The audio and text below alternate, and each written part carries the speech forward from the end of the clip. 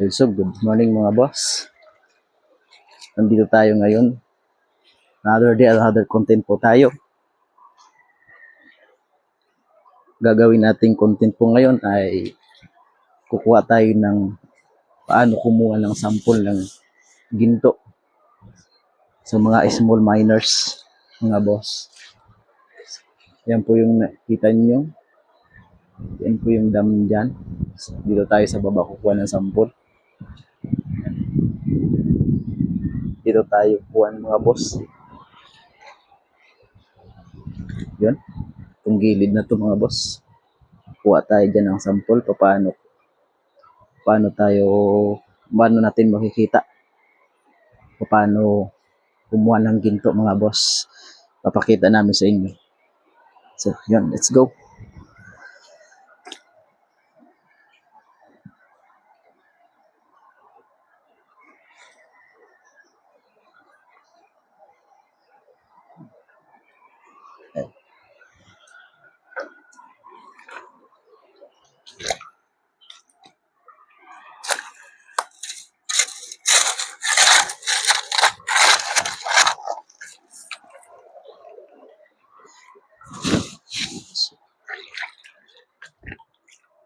So, yun boss. Meron tayong buhangin at saka kuha tayo ng sample. Okay.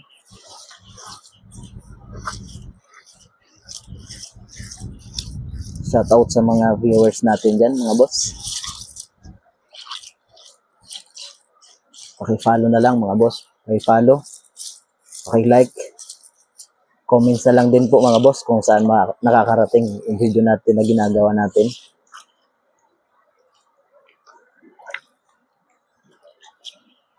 Sa mga small miners, ito po yung paraan paano kumuha ng sample o makita kung may ginto.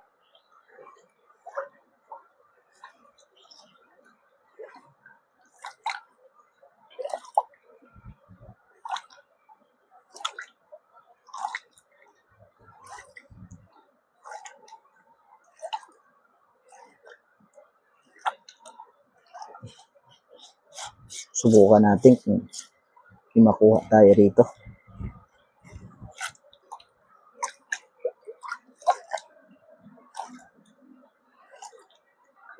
Shout out dyan sa mga tropa natin, mga boss natin sa abroad man, kaya dito mo sa Pilipinas.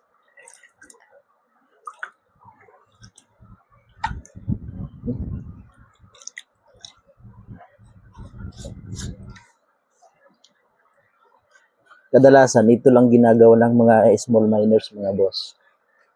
Pero pagdating sa mga minero na talaga, malalaking kumpanya na talaga, ay exploration na po. Bumibiyak na lang mga bato, tinitignan ang mga linyada, tinatawag.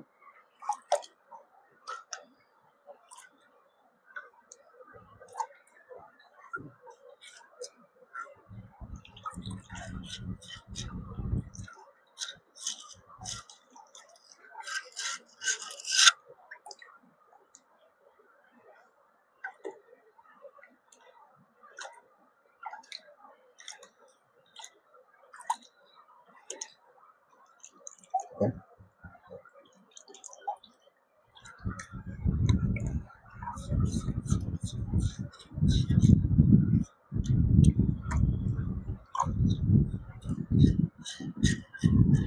Ang proseso po ng mga small miners, panners na tinatawag, ay pagka ganito na, tinatawag na paglinis na, makikita na yun marga. Bali, nilalagyan na po ito ng mercury.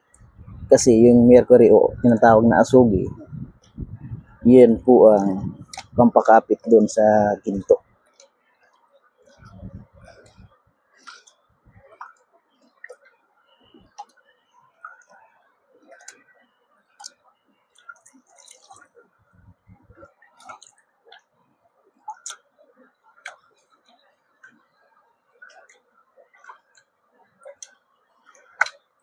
Okay.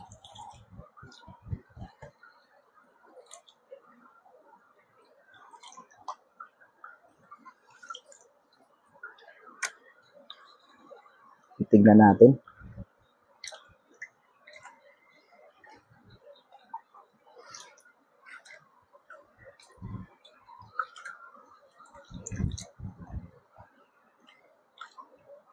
Yan, so, mga boss, mayroon tayong nakikita kaso ang liliit.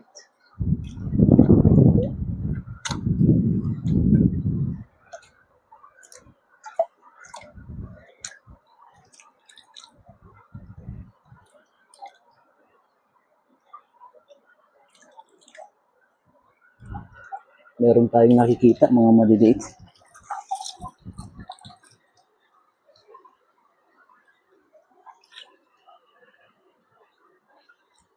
Yan.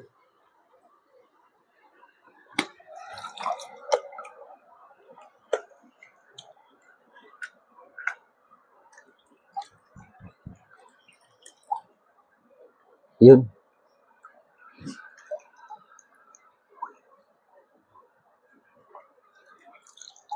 Halos hindi makita dahil sa sobrang liit. Gagayon pa man, nananatili pa rin, meron pa rin mga boss. Dahil sa ito'y talagang yaman na ng Pilipinas.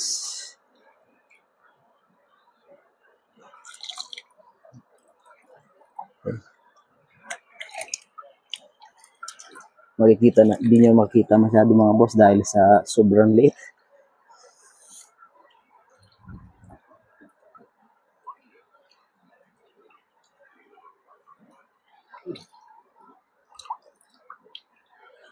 Yan, ay pakita natin mga boss kung paano tumingin kung mayroong sample para maghukay para makakuha ng ginto mga boss. Shout out sa mga followers natin at sana subscribe po. Subscribe po mga boss, follow and pa-like na lang po mga idol. So yun, for today's video. Salamat.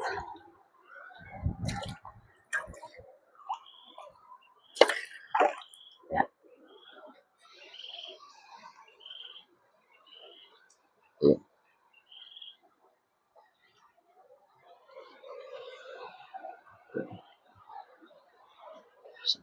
Thank you mga boss.